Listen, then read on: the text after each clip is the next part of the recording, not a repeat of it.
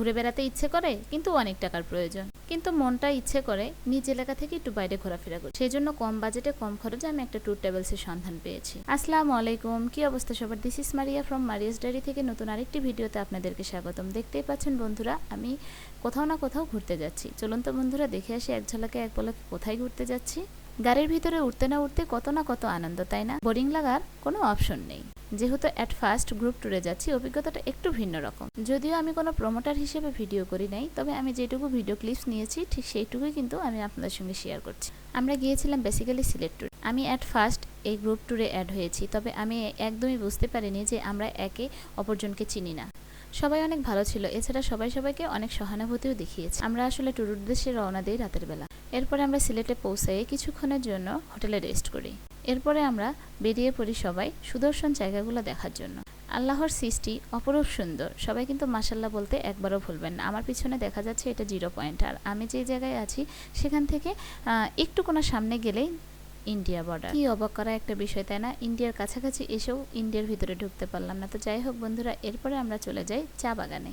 এখানে অনেকেই ছবি তুলছে, ভিডিও করছে, তবে আমি একটু ভিডিও করার জন্য বা ছবি তোলার জন্য উপর দিকে যখন আমি সিরিয়াল ধরে যাই, তখন অনেকেই বলছিল যে বেশি গহীনে গেলে নাকি অজগর সাপ নাকি অনেক ধরনের সাপ বেরোইতে পারে। এই ভয়ে আমি আবার তাড়াতাড়ি নেমে আসছিলাম। তবে সব মানুষের মন মানসিকতা এক হয় না, কিন্তু আমি একটা জিনিস দেখেছি, সেটা হচ্ছে আমরা যাদের সঙ্গে ট্যুরে গিয়েছি ইনশাল্লাহ আলহামদুলিল্লাহ সবাই অনেক ভালো ছিল। আর সেদিন যে এত রোদ ছিল, একটু এদিক ওদিক তাকানো যাচ্ছিল না, তাই আমি চাটিলা থেকে নেমে তাড়াতাড়ি বাসে উঠে।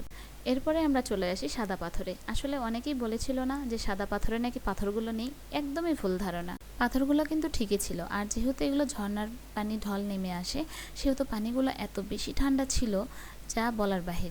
আর আশেপাশে এত সুদর্শন দেখতে, যা বলার বাহির। আমাদের ভিডিও করছিল আতিক, আর ইনি কিন্তু একজন অমায়িক মানুষ।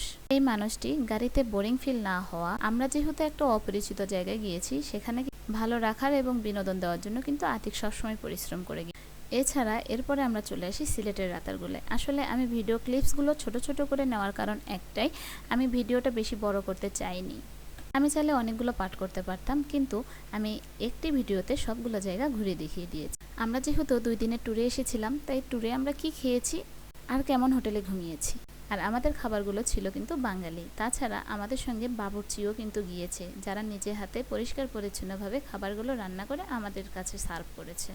এরপরে থাকার বিষয়টা, যে হোটেলে আর কি আমরা উঠেছি, আসলে এতটাই যে বিলাসবহুল হবে, এত কম খরচে খাওয়া দাওয়া থাকা সব কিছু A to Z পাবো, আমি কখনো কল্পনাই করিনি। তাই আমি এবার থেকে চিন্তা করেছি আমাদের বাচ্চাদের নিয়ে অন্বেষা ট্যুর ট্রাভেলস থেকেই ট্যুর করব। একটা কথা না বললেই না, অন্বেষা ট্যুর ট্রাভেলসের পরিচালক মিশুক ভাইয়া, সঙ্গে ছিল আতিক, এছাড়া ছিল আরও অনেকেই যাদের আমি নাম জানি না। তাছাড়া আমাদের সঙ্গে ছিল বাবুর্চি, যারা এত সুন্দর করে খাবার রান্না করে পরিষ্কার করে পরিচ্ছন্নভাবে আমাদের সামনে পরিবেশন করেছে। সর্বশেষে আরেকজন মানুষের কথা না বললে না, তিনি হচ্ছে এ গাড়ির ড্রাইভার, যিনি কিনা সারা রাত না ঘুমিয়ে আমাদেরকে সুন্দর সঠিকভাবে আমাদের গন্তব্য মতো পৌঁছে দেওয়ার জন্য। সবাইকে অসংখ্য ধন্যবাদ। আসার সময় বোরিং ফিল হয় নাই, 2 দিন অপরিচিত মানুষের সঙ্গে থেকেছি, এটাও বুঝতে পারিনি। তো সব কিছু মিলিয়ে আলহামদুলিল্লাহ। তো আজকে আমার ভিডিও এই পর্যন্ত, কেমন? সবাই ভালো থাকবেন, আল্লাহ হাফেজ।